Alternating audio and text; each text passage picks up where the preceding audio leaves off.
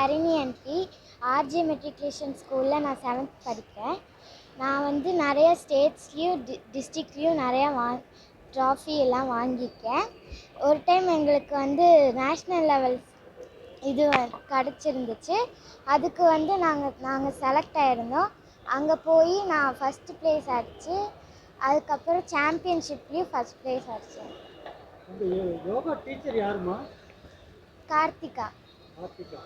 எத்தனை வருஷமா நீங்க யோகா பண்ணிட்டு இருக்கீங்க? 2 வருஷமா பண்ணிட்டு இருக்கேன்.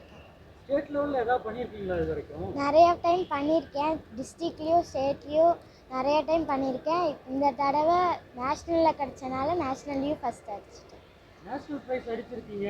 உங்கள் யோகா டீச்சருக்கு என்ன சொல்ல விரும்புகிறீங்க? என்னை சப்போர்ட் பண்ணதுக்கு நன்றி.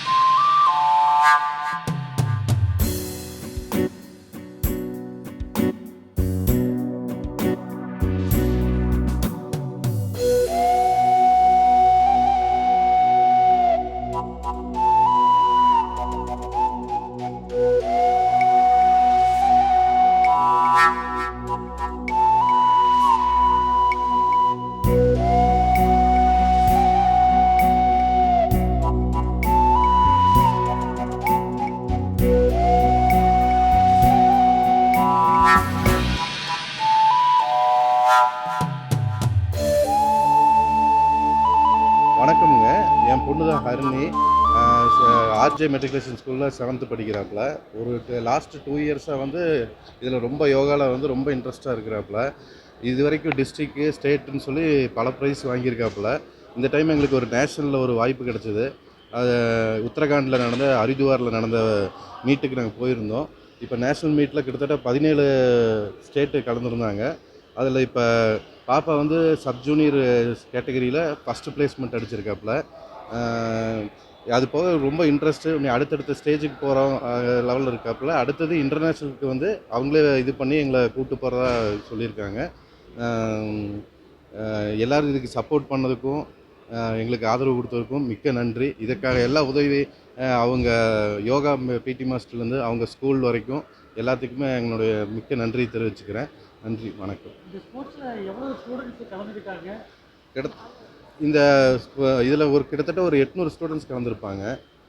ரொம்ப டஃப்பாக தான் இருந்துச்சு எங்களுக்கு கடைசி வரைக்குமே. ஏன்னா நார்த் இந்தியன் அங்கே போய் நாங்கள் இங்கேருந்து லாங்குவேஜ் ப்ராப்ளத்தில் மொத்தமாக இங்கே தமிழ்நாட்டிலேருந்து 5 பேர் தான் நாங்கள் செலக்ட் ஆகி போயிருந்தோம்.